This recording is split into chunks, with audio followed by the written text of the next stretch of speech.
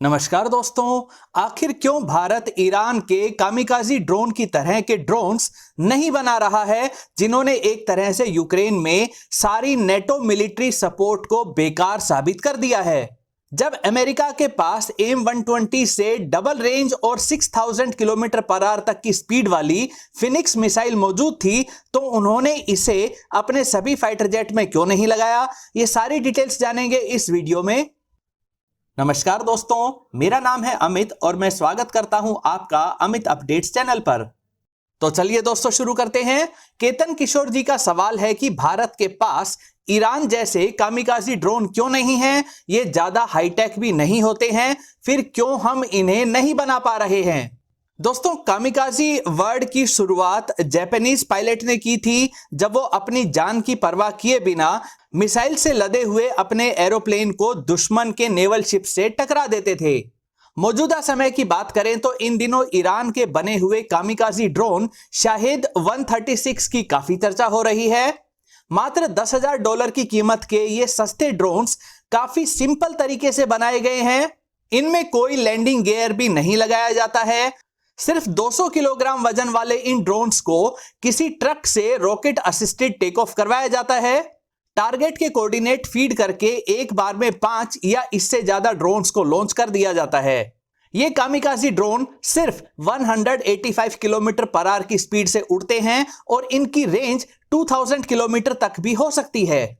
ये इतने खतरनाक इसलिए हैं क्योंकि ये काफी कम ऊंचाई पर उड़ते हैं, जिससे इन्हें ज्यादातर एयर डिफेंस सिस्टम से ट्रैक नहीं किया जा सकता है। इनमें बेहद सिंपल इलेक्ट्रॉनिक्स का इस्तेमाल होने के कारण इन पर इलेक्ट्रॉनिक वॉरफेयर सिस्टम का भी ज्यादा असर नहीं होता है। यानी ये एयर डिफेंस सिस्टम्स को चकमा देकर क्रिटिकल टारगेट्स जैसे oil storage facility, command centre या इलेक्ट्रिसिटी ग्रिड को अपने 50 किलोग्राम के वॉरहेड से काफी जबरदस्त नुकसान पहुंचा देते हैं। इन्हीं कामिकाजी ड्रोन्स की वजह से रशिया यूक्रेन में मौजूद अमेरिका और दूसरे देशों के बेहद महंगे rocket system, air defence systems और ट्रैकिंग रडार्स को आसानी से डिस्ट्रॉय कर पा रहा है। रशिया को सबसे बड़ा फायदा इन कामिकाजी ड्रोन्स के कॉस्ट इफेक्टिव होने की वजह से मिल रहा है। दोस्तों, कुछ समय पहले की बात करें तो महंगे Russian tanks, helicopters, artillery systems को यूक्रेन उनसे कहीं सस्ती जेवलिन जैसी शॉर्ट रेंज की मिसाइल से डिस्ट्रॉय करके यूक्रेन रशिया को बड़ा नुकसान दे रहा था। अब इसी कॉस्ट इफेक्टिव तरीके को रशिया यूक्रेन के खिलाफ ही इस्तेमाल कर रहा है। एक बेहद महंगी बैलिस्टिक या क्रूज मिसाइल की कीमत में 50 से लेकर 100 तक कामिकाजी ड्रोन्स खरीदे जा सकते हैं। अब इन सस्ते यानी $10,000 के कामिकाजी ड्रोन को रोकना है तो इन पर 50 टाइम्स महंगी एयर डिफेंस सिस्टम की मिसाइल्स को लॉन्च करना पड़ेगा। 5 से 10 कामिकाजी ड्रोन्स महंगे एयर डिफेंस सिस्टम की सभी मिसाइल्स को समाप्त करवा सकते हैं। उनके पीछे आते हुए दूसरे कामिकाजी ड्रोन फिर इन $100 मिलियन से भी महंगे एयर डिफेंस सिस्टम को डिस्ट्रॉय कर देते हैं। साथ ही इन ड्रोन से अलग अलग जगह पर फैले हुए छोटे मिलिट्री एसेट्स को भी डिस्ट्रॉय किया जा सकता है, जो एक बड़ी मिसाइल से नहीं किया जा सकता है। दोस्तों, शाहिद 136 से भी ज्यादा खतरनाक RS-2 ड्रोन भी रशिया को बड़ी संख्या में बेच रहा है। ये ड्रोन्स तो अच्छे मैन्यूवर्स भी कर सकते हैं, जिससे इन्हें रोकना और ज्यादा मुश्किल हो जाएगा। रशिया ईरान से मिल रहे इन ड्रोन्स को और ज्यादा एडवांस बना रहा है और इनमें अपने देश के GPS system GLONASS satellite navigation system को इंटीग्रेट करके इनकी एक्यूरेसी को काफी हद तक बढ़ाने में कामयाब रहा है। दोस्तों, सवाल के दूसरे भाग में पूछा गया है कि भारत इस तरह के कामिकाजी ड्रोन्स को क्यों नहीं बनाता है, जबकि भारत तो ईरान से टेक्नोलॉजी के मामले में काफी आगे है। देखिए, यह सच है कि भारत ड्रोन टेक्नोलॉजी में दूसरे कुछ देशों से पिछड़ रहा है। टर्की ने अच्छे ड्रोन्स बना लिए हैं, अब ईरान भी अच्छे ड्रोन बना रहा है। दोस्तों, भारत की फिलॉसफी थोड़ी सी अलग है। वह अपने देश में मौजूद विद्रोहियों के ऊपर टैंक्स या अटैक हेलीकॉप्टर या ड्रोन से अटैक नहीं करता है, जैसा कि कुछ दूसरे देश करते हैं, जिनके ऊपर अक्सर ह्यूमन राइट वायलेशन के आरोप लगते रहते हैं। भारत ने रुस्तम और आर्चर जैसे मिसाइल ले जाने लायक ड्रोन्स बना लिए हैं। ओरा जैसे स्टेल्थी ड्रोन की भी टेस्टिंग चल रही है। भारत अब ड्रोन्स की इंपॉर्टेंस को समझकर सरकारी कंपनीज व प्राइवेट सेक्टर को इंसेंटिव दे रहा है ताकि इस तरह के ट्रेडिशनल और लॉइटरिंग कामिकाजी ड्रोन को बनाया जा सके। अभी हाल ही में रेडॉन सिस्टम्स नाम की एक कंपनी ने अचूक नाम का बैरल लॉन्च्ड आर्म्ड ड्रोन बनाकर इंडियन आर्मी को यूजर ट्रायल्स के लिए दिया है। देखिए, सिर्फ भारत ही नहीं, रशिया और अमेरिका ने भी इस तरह के कामिकाजी ड्रोन्स को बनाना शुरू नहीं किया है। ये ड्रोन्स सिर्फ लड़ाई के समय में ही काम आते हैं और अगर लंबे समय तक किसी देश के साथ लड़ाई नहीं होती है तो इनका कोई काम नहीं रहता है और इन्हें सिर्फ एक गोदाम में ही रखा जाता है। ये बहुत जल्दी आउटडेटेड हो जाते हैं, इसलिए इन्हें किसी संभावित लड़ाई के लिए तैयार करके रखना इतना आसान नहीं है।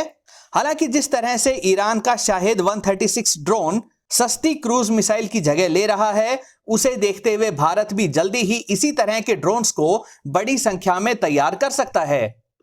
बढ़ते हैं अगले सवाल की तरफ। जयपाल कापसे जी का सवाल है कि जब अमेरिका के पास ज्यादा रेंज की फिनिक्स BVR मिसाइल मौजूद है तो फिर कम रेंज की AIM-120 क्यों इस्तेमाल करता है। देखिए, अमेरिकी फाइटर जेट्स की बात करें तो उन सभी में AIM-120 BVR मिसाइल्स लगाई जाती है, फिर चाहे F-15 हो, F-16 हो, नेवी का FA-18 सुपर हॉर्नेट हो या F-22 और F-35 जैसे स्टेल्थी जेट ही क्यों ना हो। AIM-120C मिसाइल की रेंज 105 किलोमीटर तक है। यह मैक 4 की स्पीड से ट्रेवल कर सकती है। लेकिन दोस्तों, आपको जानकर हैरानी होगी कि अमेरिका के पास AIM-54 फिनिक्स नाम की एक लॉन्ग रेंज की एयर टू एयर मिसाइल भी थी जो मैक 5 यानी लगभग 6000 किलोमीटर पर आवर की स्पीड से ट्रेवल कर सकती थी और इसकी रेंज भी AIM-120 से लगभग डबल यानी कि 180 किलोमीटर तक थी। इसका रडार काफी एडवांस था, इसे आधे रास्ते में रीडायरेक्ट किया जा सकता था। लेकिन फिर भी अमेरिका ने इस AIM-54 फिनिक्स मिसाइल को जल्दी रिटायर कर दिया, यहां तक कि इसे ज्यादा फाइटर जेट में भी इंटीग्रेट नहीं किया गया। ऐसा क्यों किया गया, आइए जानते हैं। पहला कारण था AIM-54 की रिक्वायरमेंट का ही समाप्त हो जाना। इस मिसाइल को मुख्य तौर पर सोवियत यूनियन के बड़े बॉम्बर जेट्स को रोकने के लिए डेवलप किया गया था, इसीलिए इस मिसाइल में ज्यादा बड़ा वॉरहेड लगाया गया और उसको कैरी करने के लिए ज्यादा बड़ी और पावरफुल मोटर लगानी पड़ी। सोवियत यूनियन के पास Tu-16 और Tu-22M जैसे कम ऊंचाई पर उड़ने की काबिलियत वाले लॉन्ग रेंज के बॉम्बर जेट्स थे जो काफी तेज स्पीड से उड़ सकते थे। इनसे सोवियत यूनियन अमेरिका पर न्यूक्लियर आर्म्ड क्रूज मिसाइल्स गिराने की काबिलियत हासिल कर चुका था। इन बॉम्बर जेट्स को रोकने का एक ही तरीका था कि एक हाई स्पीड फाइटर जेट से लॉन्ग रेंज की 6000 किलोमीटर पर आवर की स्पीड वाली एयर टू एयर मिसाइल को लॉन्च करके इन सोवियत यूनियन के बॉम्बर जेट्स को अमेरिकी जमीन से दूर ही डिस्ट्रॉय कर दिया जाए। इसी काम के लिए इनमें नॉर्मल BVR मिसाइल से कहीं ज्यादा यानी 60 किलोग्राम का वॉरहेड लगाया गया था। लेकिन जब लॉन्ग रेंज के अच्छे एयर डिफेंस सिस्टम डेवलप कर लिए गए तो अब फाइटर पायलट को दुश्मन की तरफ भेजने का जोखिम लेना सही नहीं समझा गया और इसी कारण अब फिनिक्स मिसाइल की जरूरत ही नहीं रही थी। AIM-54 फिनिक्स को जल्दी रिटायर करने का दूसरा कारण था इसकी खराब एक्यूरेसी। 5 जनवरी 1999 को 2 फिनिक्स मिसाइल इराक के MiG-25 को टारगेट करके लॉन्च की गई, लेकिन ये दोनों मिसाइल्स फेल हो गई। उसके बाद 9 सितंबर 1999 को भी कम स्पीड वाले इराक के ही MiG-23 पर यही मिसाइल लॉन्च की गई थी, लेकिन इस बार भी यह मिसाइल बेकार ही साबित हुई। दोस्तों, वैसे इंटरेस्टिंग बात यह रही कि अमेरिका के अलावा सिर्फ ईरान ने ही इस मिसाइल को खरीदा था और उन्हें यह मिसाइल काफी पसंद आई और उन्होंने इराक के साथ लड़ाई में फिनिक्स मिसाइल से कई इराकी फाइटर जेट्स को गिराने का दावा किया था। ईरान ने तो इस फिनिक्स मिसाइल की रिवर्स इंजीनियरिंग करके फाकोर 90 नाम की मिसाइल भी बना ली थी।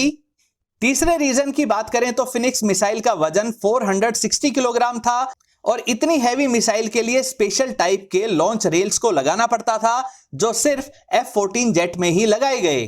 F-14 जेट आउटडेटेड हो चुके थे, इसी कारण इन्हें जल्दी ही रिटायर कर दिया गया।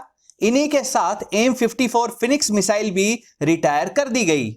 इतनी भारी missiles F-16, FA-18 super hornet जैसे फाइटर जेट्स के लिए सही नहीं थी।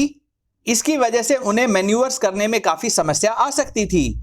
इसकी जगह कम रेंज वाली AIM-120 मिसाइल को सभी अमेरिकी जेट्स में लगाया गया। AIM-120 का वजन सिर्फ 160 किलोग्राम है।